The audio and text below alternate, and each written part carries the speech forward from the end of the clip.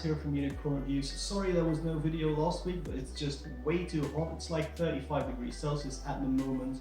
It's probably the hottest month of my life, but whatever. Today we're going to do a cheap but functional camera build. So instead of a computer build like I always do, we're going to build a camera system. So a bunch of crap, but all really affordable stuff so that pretty much anyone who really wants to make videos can get this sort of stuff. I'm going to bring the camera in so you don't have to look at my sweaty face, and let's get started. Alright, so important to know is that of all this stuff I'll do like a mini review style thing while we're at it, and I'll also link everything in the description down there or down there. I don't know yet in which orientation I'm going to put the video, but whatever. Let's start with the main thing that this video is about. So this is the Panasonic Lumix G7. It's a ridiculously cheap camera, but it can shoot 4K, and it actually shoots decent 4K, like a really good looking video. So that's why I can only really recommend this one. We're going to shoot two SD cards. So I have these, the Lexar Professional cards. The 64 gig model always seems to overheat. The 16 gigabyte model doesn't do it for some reason. I don't know why that happens, but we're going to use this one for now.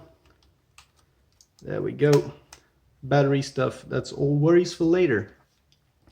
I run a few different lenses. So this is the Sigma 19mm f2.8 that I've been using for forever, really. But we're not going to use that today. We're going to get just the biggest one I have. Now, this is a Nikon 55-200. It's not a very good lens, but I had it around, and so this is the zoom lens I have. What's really handy with this one is that regardless of where in the zoom range you are, the focus ring stays in the same place. Problem though is that it's a conical focus ring, so I had to actually tape this follow focus system onto the lens. Not ideal. Again, we're going to keep that for later, because in order to mount all this crap, the microphones, the tripods, the audio systems, the follow focus, the rails, the battery pack, all that stuff, in order to mount it, what we're going to need is a cage. Now, if you look at your camera, you have one hot shoe and one tripod mount, which is good for most people. But if you're going to do video, you're going to need a heck of a lot of hot shoes, or cold shoes in this case, and a bunch of threaded mounts for a bunch of different stuff. So let's start with getting this one installed. All right, so the way you install it is pretty easy. There's a sliding thingy that goes into the camera, and then the camera just slides into the cage like so. And then at the bottom, there's a tripod thread, and you just have to rotate that in there and use your screwdriver to make sure this is super tight, because at the bottom of your camera, there are some rubber pads, and if you don't really compress the rubber pads, the camera might slide around later. So you just tighten this one first, and then this small rig camera cage, you tighten the top later. We're not going to do that because we don't have time for that. The next thing that I use is a rail system. The reason I use these ginormous 45 centimeter long rails, also from Small Rig, is because it allows me to mount my follow focus and the battery pack at the back and balance everything very nicely. Alright, so this is the rail slid over to one side of the camera, and then I have full access to my SD card. Awesome. Let's move to the following step, which is mounting this thing onto a tripod. It's a magnesium tripod with the S4 video head on there. So it's a somewhat dampened pan, and then the tilt, that's on a fluid head, but no variable resistance, which kind of sucks. And of course we have a ball adjust so that we can level everything out rather nicely. So what's pretty cool about what we've just been doing is we can easily just lock the camera onto the tripod like so. Alright, now using battery power on a camera is great, but you can also use these little guys. So these are dummy batteries, and you can power them off of just DC power. I have bodged one together so that it would fit with the camera that I like to use, and it just slides in again without having to completely disassemble the rail system, despite having the camera connections at the bottom here. So this can then just get tugged back right there, and then I can power everything. Now, in order to power everything, I have this Anker Astro Pro battery pack. This is 20,000 milliamp hours. It has 3 USB 5-volt outputs. What's really cool is it can do 9 and 12 volts as well, which is of course why I like to use it. And I usually just put the battery right there, and then the door can still swivel open.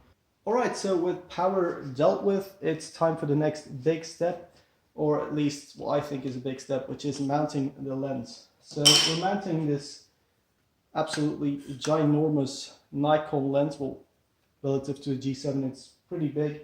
And in order to do that, I have this super crappy lens adapter. So I had to put tape on the back, or there was too much play in it.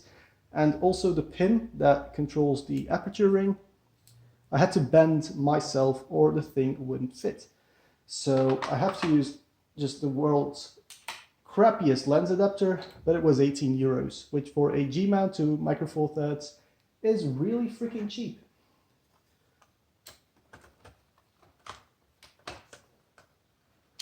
There we go. And we have control over our aperture, zoom, and focus. Now, of course, operating the camera like this is pretty annoying, which is why I went with one of these things. These are the cheapest follow focuses you can find on Amazon, and it's a single clamp, which is awesome because it means you can slide it on your rail and just dangle it out of the way when you're swapping lenses, for example. Now, with of course my horrible Nikon lens, it's not the ideal situation, but it does work. And as you can see, I now have a follow focus, which is way smoother than if I were to turn the focus ring on the lens itself. So definitely something I would recommend buying for anyone on a super low budget. Now, the way it is right now, the camera is already really easy to use, but to make everything easier when you're out and about, I'm going to add a top handle. You can also use it as a side handle if you really want to, but it too is from Small Rig. I think it was 17 euros, and it's just a really nice thing to have. Not just, you know, to move your camera about, but also to pick everything up with a single handle. And because the cage is so strong, you can just lift the entire tripod using the handle that's on top of your camera.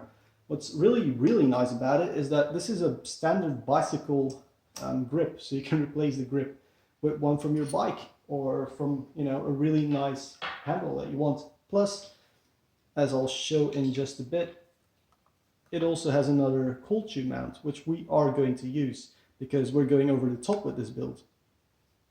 Now, the microphone that I use as a shotgun mic is the Techstar SGC598. I've already done a video on this because it's just dirt cheap and still really good quality. I've recorded quite a few videos on this one actually, and I can just plug it in right here, be done with it.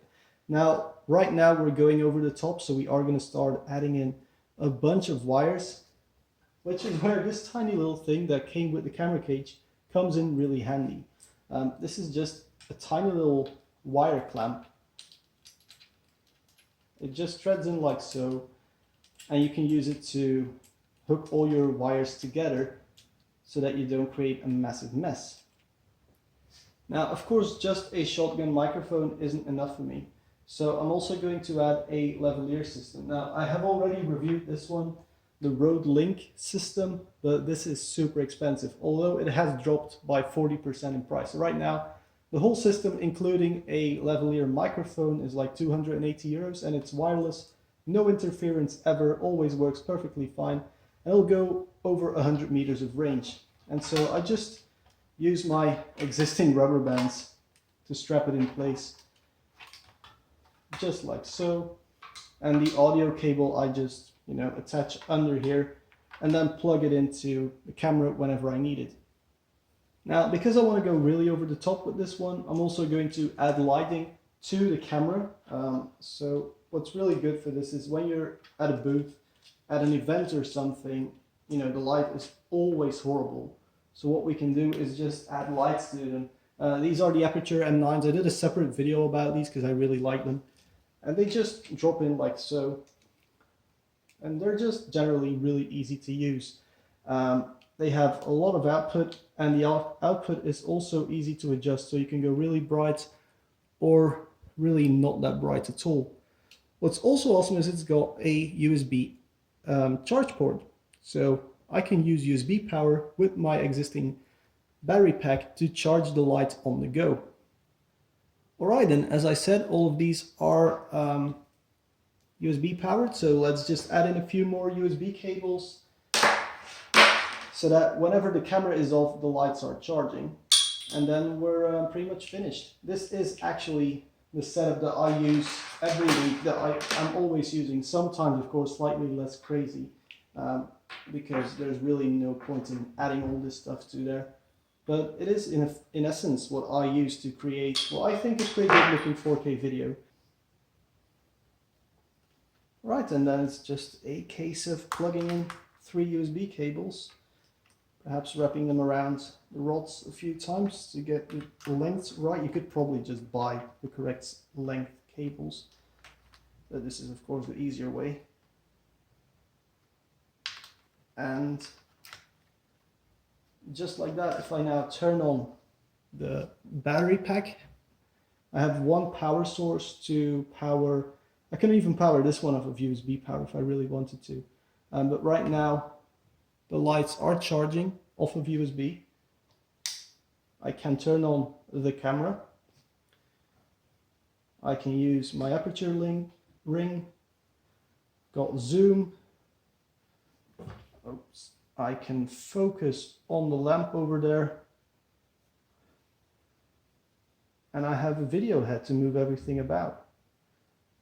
All on what I think is a really low budget, because like this is not an expensive setup. It's a lot of stuff, but this thing is 25 euros. This one's also 25. The camera body is like 450 euros. So it's all really, really cheap stuff. So anyway, over the weekend, I'll be using this rig with slightly refined cable management to shoot a bike review where there's a lot of focus pulling, a lot of zooming, which you have to do from the other side. I'll take off the lights. But anyway, if you like this video and you want to see more similar stuff, just hit that thumbs up button or subscribe, or let me know in the comment area what you would like to see next. And that's it from me for today. I'm going to take yet another shower because I am soaking wet because it's way too hot. I'm out, it's too hot.